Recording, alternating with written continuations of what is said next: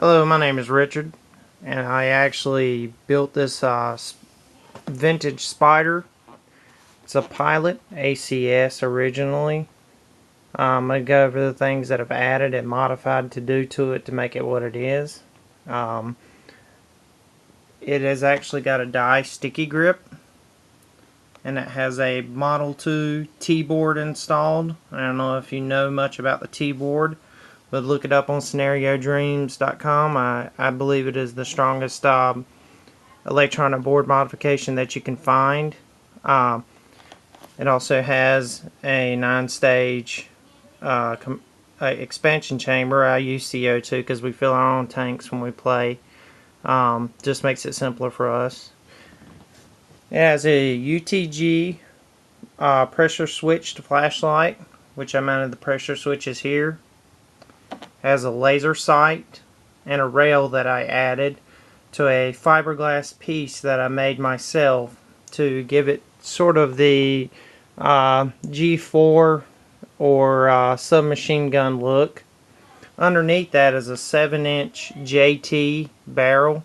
Would have gone with something a little more reputable, but nobody really makes it in the length that I needed and the style that fit the piece that I made. But impressively, it actually does well. There's a die gauge here for my air. Now, inside here, I couldn't really find them online anymore, but it's actually a valve made by actually, I'll come back to that. It's got the standard striker bolt, of which you can't really change much, and the adjustment for the pressure on the back. Now, I did change out the spring in here and on the valve. I kept the ACS bolt that's stock, but I'll tell you a recommendation. One recommendation is to break it in. Simply fill the inside of the ACS bolt with some oil and move it back and forth very, very quickly. Then clean it out, get rid of the oil, and then move it back and forth very, very quickly again. And you'll notice that it frees up a lot of the slowness that you see on the ACS response in the beginning.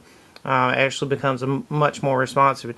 Now, some of them I have seen where the pin does come out when you fire, and at the rate that this gun fires at 17 easy to 22, I would say tops, the pin will pop out.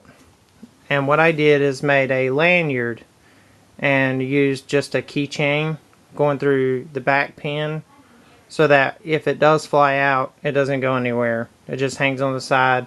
Now I just used red copper wire, that has the red sheath around the copper wire, and especially like car primary wire, and actually cut the plastic off a crimp cap, and that's what actually holds it together there, and then the tip of a crimp cap.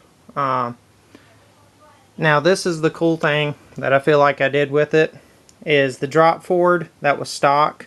I modified and attached to the side, as well as dropped my 9-volt connection using a piece from Radio Shack out the bottom. This allows me to change out my battery very, very quickly if I have any issues there. But the drop forward here is turned sideways, bolted to the bottom, and then comes up to a second drop forward that I inverted and turned around. And then you use macro line down to the bottom of the expansion chamber, which fires my tank forward.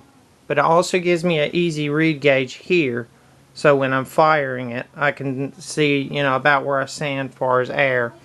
Now the halo hopper that I used, I upgraded the bottom of it and added a red thumb wheel, as well as the V35 board and a New Designs pulley kit in here with the new belt. Now, as well as going back to this, that valve is a New Designs valve. They do know that have I believe it's called a whisper valve, which is just as reputable online and actually conserves air. But I've had no trouble with the New Designs valve that I installed there. It works great. Now, I wish I could show you the gun fire, but at the moment I'm in the house and will scare the living crap out of my cats. but you'll see right here is my reasoning for this design. Is you can actually one-handed hold the gun and fire it with no tank pointing back towards you, kind of the Terminator style. I will tell you, you're going to have to be a fairly strong fellow if you do this modification, because holding this gun straight out is a tad bit on the heavy side, which is one of the reasons the 9-ounce tank is used, as well as a 20 will not fit with this method that I've done here. The wrap form makes a 5-ounce tank, but it's very, very pricey. But this is the gun modification that I did, and I really hope you like it. Give you one more view.